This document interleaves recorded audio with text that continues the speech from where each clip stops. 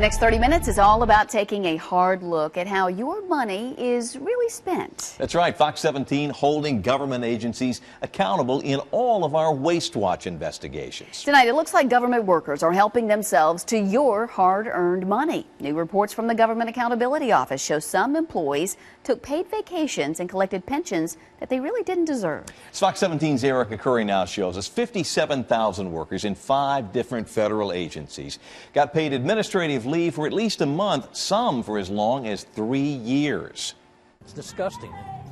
We all work like crazy, and we're paying for that. It just doesn't make any sense. 60-year-old Jim Longstreth has taken a few days off from his 2 jobs touring Music City. He has to work for his vacation time, unlike some employees taking time off at the Department of Defense, the Interior, Veterans Affairs, the General Services Administration, and the U.S. Agency for International Development. These 5 agencies were found in a Government Accountability Office report released in October to allow their employees paid excused absence from work for things ranging from work-related meetings to donating blood and even investigations into alleged misconduct. I think that there is a feeling within these agencies that no one's looking at what they're doing, and we'll just laissez-faire. Almost 2 million employees were shown to have taken the paid administrative leave, with 3% taking more than a month. Those 3% of government employees not working cost taxpayers $775 million between the years 2011 and 2013. The private sector could not afford to have people off for that long that are non-productive, getting pay, getting their vacation time, getting their pensions, and not having the work. And so this is really crazy. The 5 agencies were chosen to be examined based on their percentage of employees with higher than average amounts of administrative leave. Since all 5 of these agencies fall under the executive branch, Congressman Black believes the watchdogs from within the administration should have been keeping this waste from happening. At the very least, taxpayers don't want it to continue. I just think they need to complete the investigation and just get to the bottom of it and make a decision. Erica Curry, Fox 17 News. Now, Congressman Black tells Fox 17 that they are writing new guidelines for these agencies' administrative leave policies, giving them a time frame and some rules to follow in the event of investigations into personnel misconduct. Well, this Metro Library building sits empty, and it's been that way since 2006. Fox 17's Sky Arnold shows us why we're spending thousands to keep up a building built in the 1960s.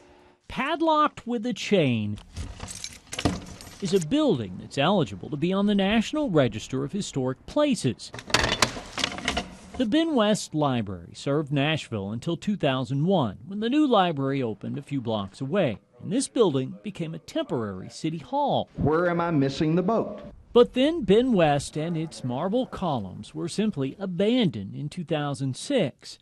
I could see many businesses, professionals, retail uses for that location. Councilmember Charlie Tigert has long seen this as a waste, especially once we told him how much it's costing. Taxpayers spend a little more than $15,000 a year on utilities for the building. That's in addition to the $9,000 for cleaning up outside and another $4,800 to keep the windows clean. It adds up to $204,000 over the last 7 years. If there's no reason to spend it and no productive reason for taxpayers to have that expense, why do we have it? As it turns out, the reason why this building has stayed empty goes back 100 years to when a family originally gave up the property. Under that deed, it says that if it's no longer being used as a library, it reverts back to the family.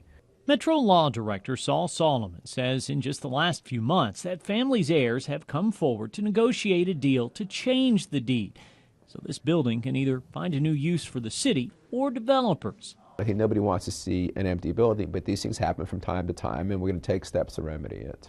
It's a sign the building may not stay padlocked much longer, but some still wonder why it took so long. Absolutely, we should be out of there and should have acted on this sooner. Sky Arnold, Fox 17 News. I think it's a waste of money.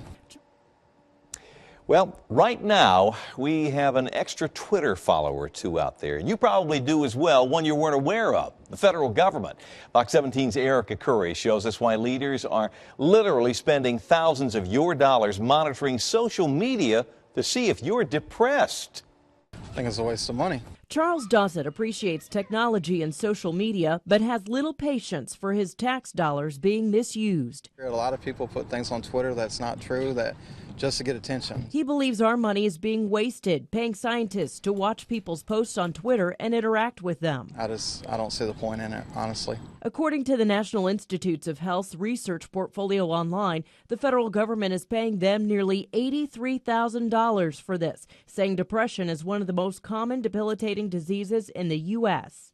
Researchers are using this method over personal communication or phone surveys, saying it's more flexible and more cost-effective. That's how they currently monitor the public's mental health. It's definitely a good idea to actually think about that, because I've suffered from it, and it's actually a serious thing to think about. Jermel Brasher battles depression. He's glad someone's keeping an eye on the issue, but he's not sure about the method of funding. There's all kind of sources that you can use from that. The portfolio says researchers will use algorithms to help identify depression symptoms in Twitter data. They'll also study the ethical and privacy issues that relate to this. Twitter declined an interview with us, and the NIH didn't respond to our request. But taxpayers have no shortage of comments. I think they can use some money a little bit more wisely somewhere else. Erica Curry. That's hashtag government waste. This project is now over, but remember, it ran for an entire year. TVs and art, what the feds are really doing with your money. And virtually unused, why some business owners say the state won't let them take over this old prison. Millions to fix a problem that's still broken. The issue some lawmakers still have with Obamacare.